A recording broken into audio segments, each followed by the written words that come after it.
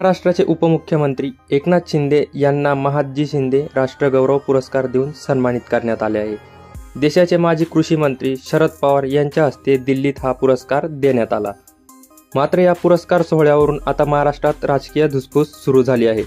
नेमका काय विषय सांगतो त्या पहिले जर चॅनलवर नवीन आला असेल तर अशाच राजकीय अपडेटसाठी आपल्या चॅनलला सबस्क्राइब करा आणि बेल आयकॉन दाबायला विसरू नका, कारण जे मी व्हिडिओ टाकेल ते तुम्हाला सर्वात पहिले दिसेल। या पुरस्कार सोहळ्यावरून आता महाराष्ट्रात राजकीय धुसफूस सुरू झाली आहे। शिवसेना फोडणाऱ्या व्यक्तीला शरद पवारांनी पुरस्कार दिल्याबद्दल शिवसेना पक्षाचे प्रवक्ते संजय राऊत यांनी संताप व्यक्त केला आहे। ते आज माध्यमांशी बोलत होते। संजय राऊत म्हणाले, महाराष्ट्राचं राजकारण फार विचित्र दिशेने चाललं आहे। कोण कोणाला टोप्या घालतंय आणि कोण कोणाच्या टोप्या उडवतंय हे पुन्हा एकदा समजून घ्यावं लागेल। ज्या एकनाथ शिंदे यांनी महाराष्ट्र सरकार पाडलं, बेईमानी केली, त्यांच्या कार्यक्रमाला शरद पवारांनी जायला नको होतं, ही आमची भावना आहे। यामुळे महाराष्ट्राच्या अस्मितेला धक्का बसलेला आहे। महाराष्ट्रातील लोकांसमोर आम्ही कोणत्या तोंडाने जाणार? राजकारणात कोण कोणाचा शत्रू किंवा मित्र नसतो, हे ठीक आहे, पण ज्यांनी महाराष्ट्राची वाट लावली, ज्यांना आम्ही महाराष्ट्राचे शत्रू समजतो, त्यांना अशा प्रकारे सन्मान आपल्या हातून देणं हे महाराष्ट्राच्या अस्मितेला आणि स्वाभिमानाला धक्का लावणार आहे।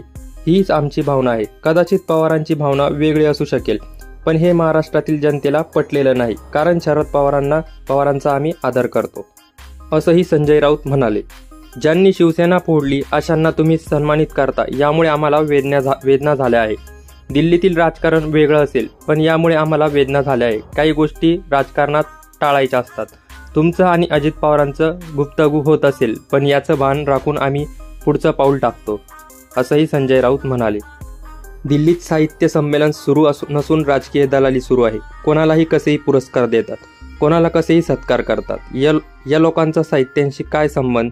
माझा आयोगाला प्रश्न आहे की तुम्ही दिल्लीत दलाली करायला गेलात का? काय तुम्ही साहित्याची सेवा करता? भाजपाचा हा उपद्व्याप आहे। मराठीची काय सेवा केली तुम्ही? महाराष्ट्राच्या मानेवर पाय ठेवणाऱ्यांचा सत्कार करता तुम्ही। हे साहित्य संमेलन नसून दिल्लीतील दलाली आहे। मलाही याचं आमंत्रण असून मी तिथे जाणार नाही।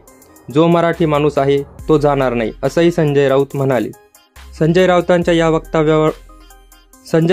या वक्तव्याबाबत तुम्हाला काय वाटते? कॉमेंट करून नक्की कळवा आणि व्हिडिओला एक लाईक नक्की करा।